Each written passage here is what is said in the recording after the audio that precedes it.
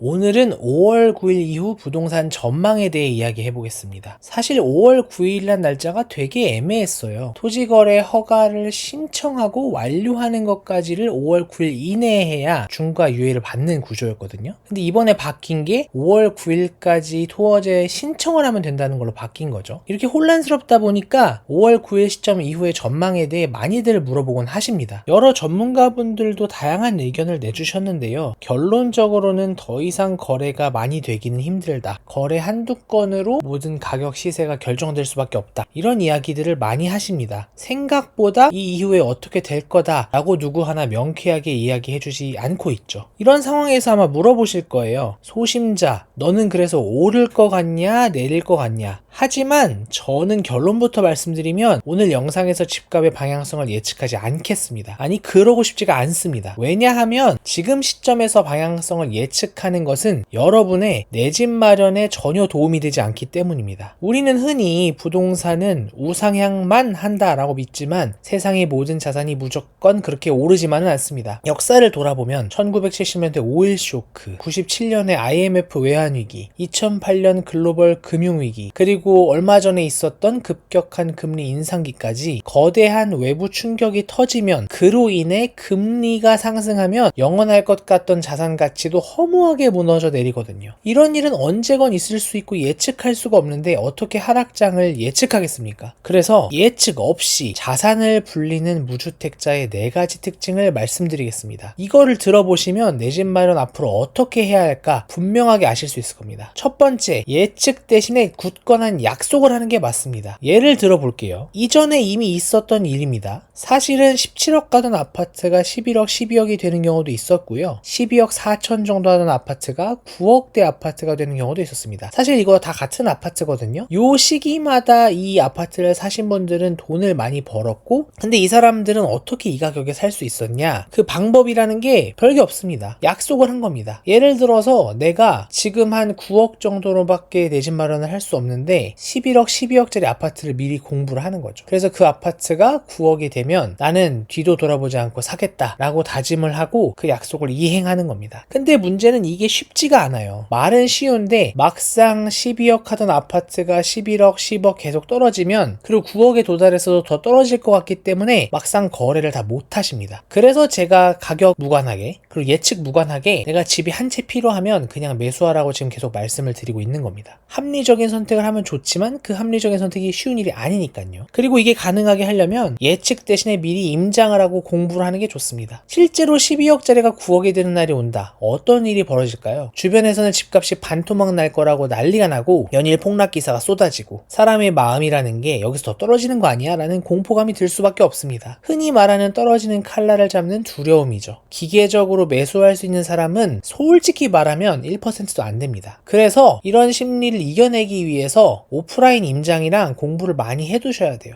이 집의 가치를 명확하게 느끼시고 내가 설정해 놓은 가격, 현실적으로 내가 살 수 있는 가격이 되겠죠? 그 가격이 된다면 앞뒤 안 가리고 무조건 산다. 이런 거를 할 수 있어야 되는데 그러려면 그 가치를 투자 가치로만 아는 게 아니라 여기를 직접 가서 느껴보면서 여기에 살았을 때 가격이 심지어 더 떨어지더라도 마음이 불편하지 않겠다. 이런 것에 대한 확신을 가지실 수 있어야 됩니다. 또한 전월세 상승장일 거거든요. 그때 시드머니를 지킬 수 있는 방법을 찾아야 합니다. 내 집을 마련하지 않은 무주택자 상태에서는 월세나 전세를 살 수밖에 없잖아요. 그리고 보통 매매가가 꺾이는 상황에도 전세가는 계속 오르는 경우가 있어요. 왜냐하면 크게 폭등하는 경우에는 매매가가 먼저 확 오르고 전세가가 그 뒤에 쫓아가거든요. 그래서 집값 하락만 기다리다가 전세금을 올려주느라고 내 시드머니가 묶이는 분들이 정말 많아서 정작 기회가 왔을 때 거래를 못하는 경우가 정말 많거든요. 그래서 돈을 벌 줄 아는 사람들은 전세금에 큰 돈을 넣지 않습니다. 눈높이를 낮춰서 외곽으로 잠시 간다라든지 아니면 핵심지 오피스텔로 이동한다라든지 해서 비용을 전체적으로 낮추고요. 전세를 가는 게 아니라 반전세 혹은 월세를 갑니다. 그래야 하락장이 왔을 때 쏠 수 있는 총알이 명확히 남아있을 테니까요.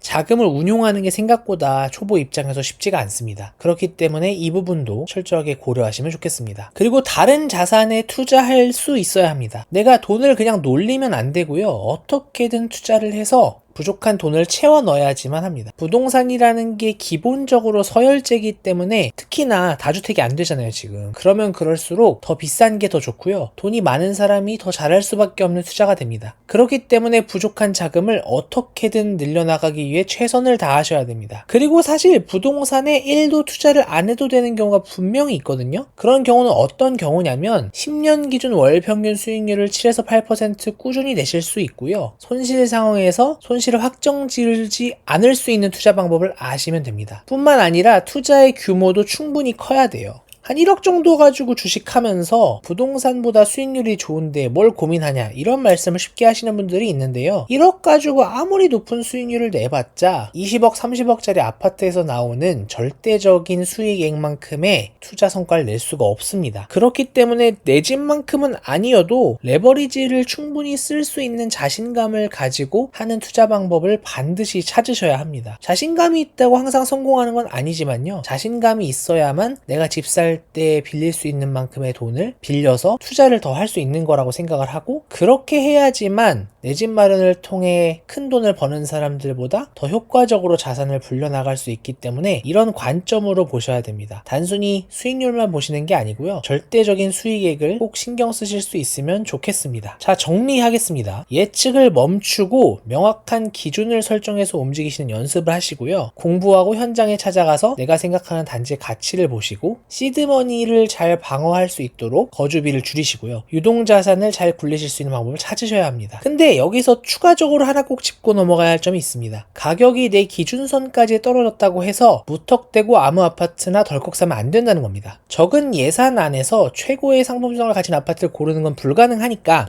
그냥 막 사야지 이런 분들이 계시는데 반대로 이런 아파트는 나중에 팔 때 피눈물 나니까 무조건 걸러야 된다. 무조건 걸러야 된다는 확실한 기준은 존재하거든요. 이걸 알기 위해서는 일단 제 인스타그램에 오시면 됩니다. 여러 가지 매수 전 꼭 체크해야 할 기본 원칙이나 피해야 할 아파트에 대한 특징을 매일매일 여러 개씩 제가 여기 올리고 있거든요. 제 인스타그램 구독해 두시고 틈날 때마다 가볍게 참고를 하세요. 그리고 오늘처럼 시장에 굵직한 이슈나 지역이나 단지에 대한 소개 같은 것들은 유튜브에서 영상으로 계속 다룰 예정이니까요. 이번이 아니라 다음 기회를 노리시는 분들은 제 유튜브를 꾸준히 보시면서 공부하시면 좋겠습니다. 그리고 아니다. 아직 기회가 있다. 그리고 나 마음이 급하다. 나 지금 당장 살 곳이 필요하다. 결혼하니까. 이런 분들은 이번 기간 안에 해결을 하셔야 할 텐데요. 갑자기 공부를 벼락치기 할 수는 없는 거잖아요. 그렇기 때문에 전문가들의 도움을 반드시 받아보시면 좋겠습니다. 꼭 저를 이야기하는 건 아니니까요. 전문가들이랑 이야기를 나누고 적당한 후보지를 확인하고 거기 가보고 최종 결정하는 이 프로세스를 빠르게 해보시는 것을 강력하게 추천드립니다. 관련해서 고정 댓글에 내용 남겨놨으니까 꼭 확인하시면 좋겠습니다. 지금까지 소심자였습니다. 감사합니다.